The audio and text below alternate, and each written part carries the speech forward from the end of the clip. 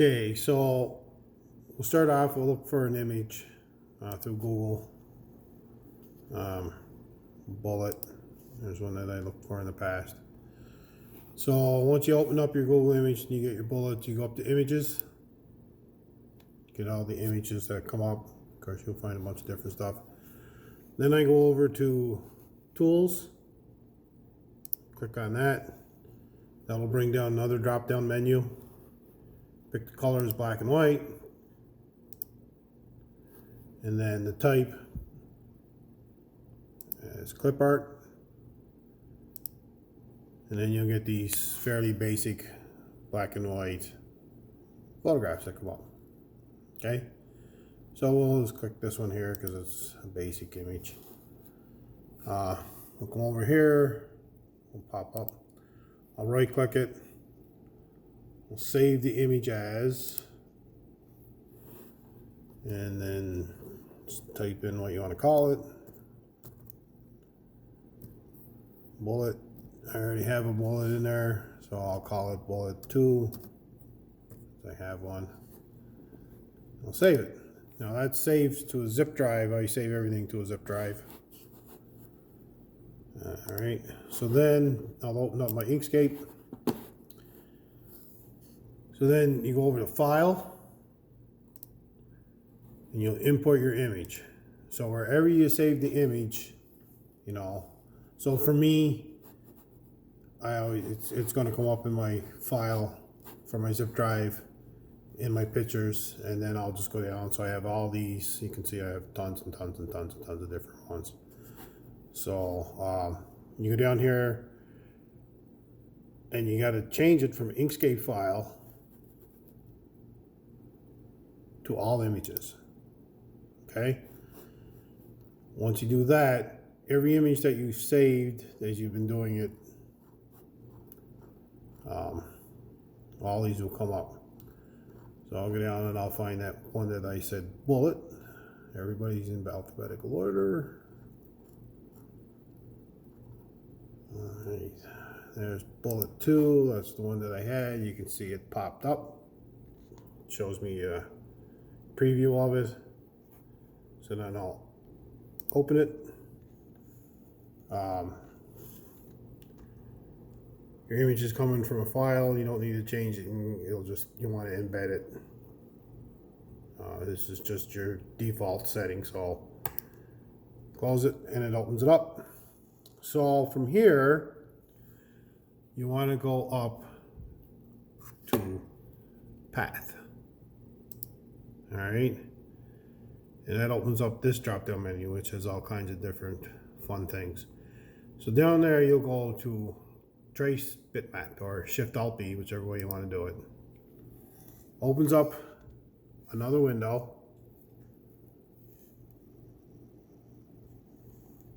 And my focus sucks. There it goes. This is the last one that I opened up, as you can see.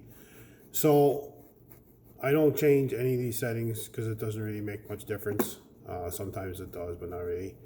You will click update and it'll show that bullet. Click OK. Then you close it.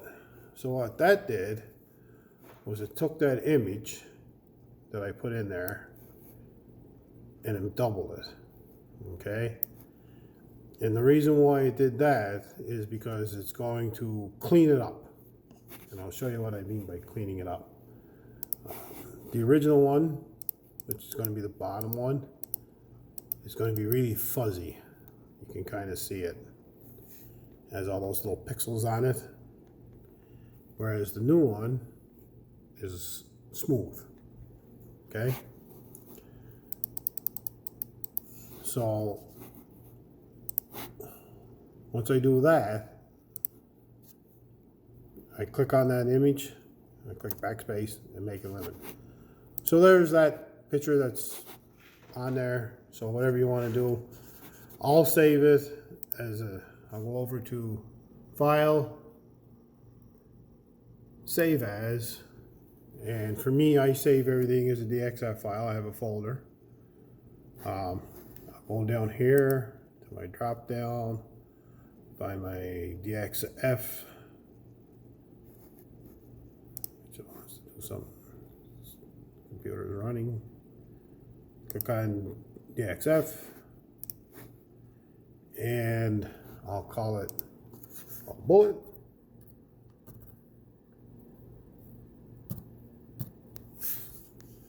And save it. Make sure this pops up. It's just basically telling you that it's a DXF file. Click OK. And that's pretty much it. I don't know what you got for a file afterwards as far as what the laser does. I have another software program that I have to run in order for it to make my machine run. So that's that. So say for instance you wanted to make a different picture. You say you wanted to embed that bullet in a circle, say for instance. So there's the circle. You just try it out. Went over to my little circle tool path. You can just pick the colors down there. Obviously I used yellow last.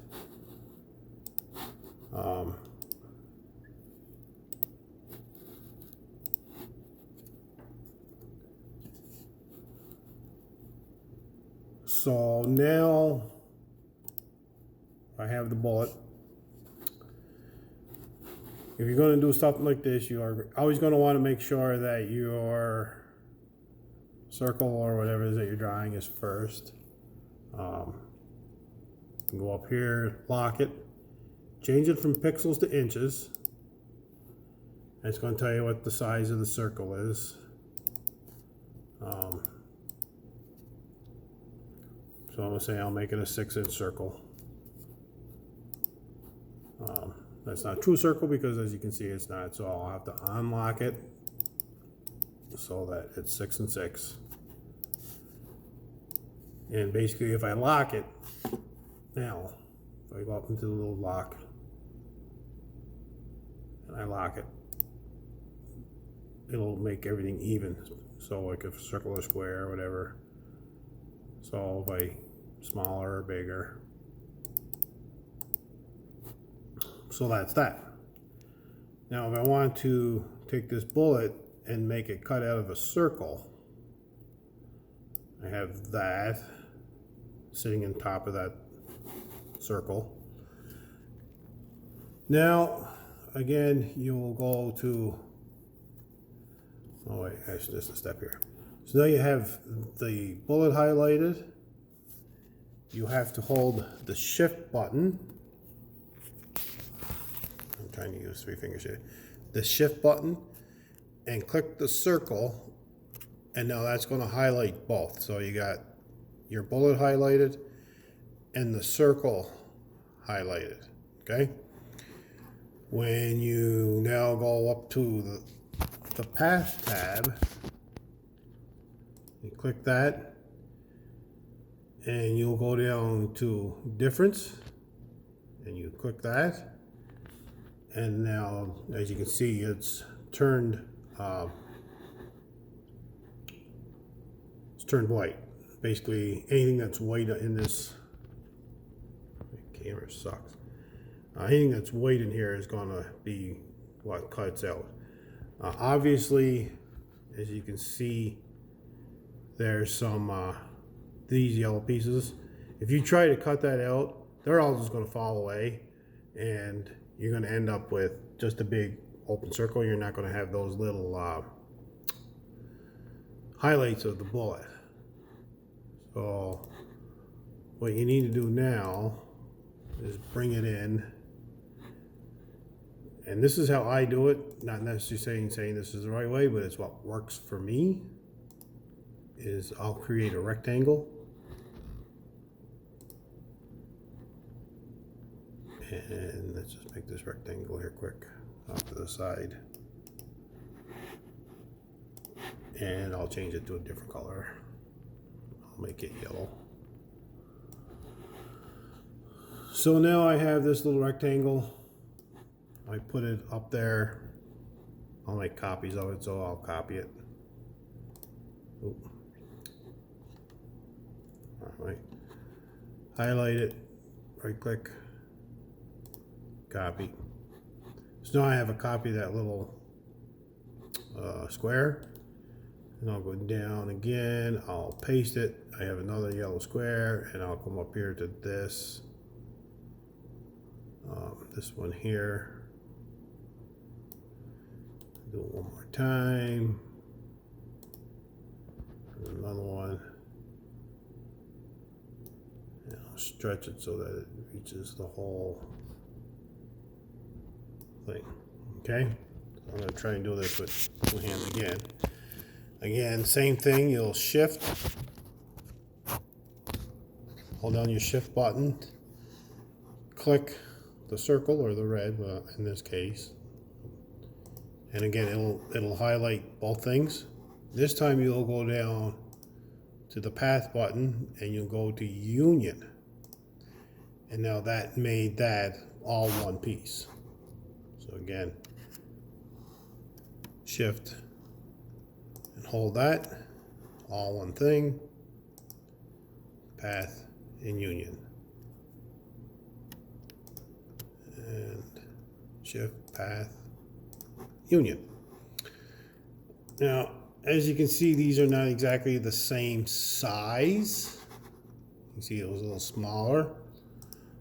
Over here, there's this edit path by nodes tab. You can click that and it brings up all these little diamonds. Okay, so let's go in here a little closer. So you can see these diamonds here. So then you click on the diamond and you backspace and it goes away. Click on it and you make it go away. You have this line that pops up. It's a tool that you can click on, and when you straighten it out, it brings it down and makes everything the same size. Let's scroll over to the edge here so we can make everything. This here, you can take this one since it's not doubled up, and you can just bring it down and move your line. So now everything is straight. Take this one, move it up, and basically you got everything straight now. But you can move these around, click on it, highlight it, you can delete it. You know, this stuff's all movable. So, I mean, you can play around with it, do what you need to do. But now in this case, so when you're going to see the bullet, and you go to cut this or do whatever, and say you're going to cut it out, you're going to have the shape of the bullet, which is going to be the white, and then all this red is going to stay in. Hope that makes sense to you. It just allows the highlights to be there. You'd want to take this, part here and do the same thing, you know, right click, paste the yellow, add it to it, shift, this highlights everything, get down up the path and go. Oh, I hit the wrong button. Shift, and then up to your path again, down to the union, and there it is. So there's what you'd be cutting. You would cut a circle with the shape of the bullet out of it. You want to add wording, same thing, you know, same thing. There it is, there's the word. Stick that over there. You can even go up to the sizes here. You know, right now it's 1/4 inch, so you make it 1 inch. Because it's locked, you know, when you click on it now, it made the name symmetrical with how wide it is. And then the same thing. And you got the name selected. You hold down the shift key. You click on the circle. Everything is selected now. Again, up to path, difference, and now the name will cut out. And then again, of course, with letters like the E, for instance, you're going to want to put a bridge across it. I'll just take this yellow line that I made, and I will rotate it. I'll put it in there, and hold the shift key, click it, path, union it, and now when you go to cut it out, the E will stay there and look like an E, not an E with a hole in it. Kind of hope that helps you out a little bit. It is kind of difficult to get used to. I still use it. I have my new program that I use. At this point in time, the only time I use Inkscape is when I'm looking for an image on Google and I can't get a JPEG or a bitmap image, and I can only get a PNG image because my program requires JPEGs and bitmaps. This is my other program that I use.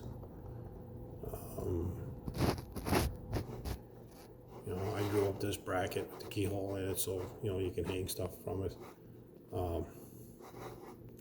So yeah, so the only reason I use Inkscape now is because I need a JPEG image and I can't get it. It'll be a PNG image, so I'll pull it in here like this, and then I'll save it as a DXF file, and then I'll just throw it in here and do what I need to do with cutting, copying, and pasting, and then putting things together to make what I need. Hope that helps. It's kind of a long video. It's 18 minutes almost now. But I'll do this and I'll send you some links to a guy who does a lot of plasma and laser work, who does some really, really good videos. I watch him, and I watch some other guys, and it works. Later.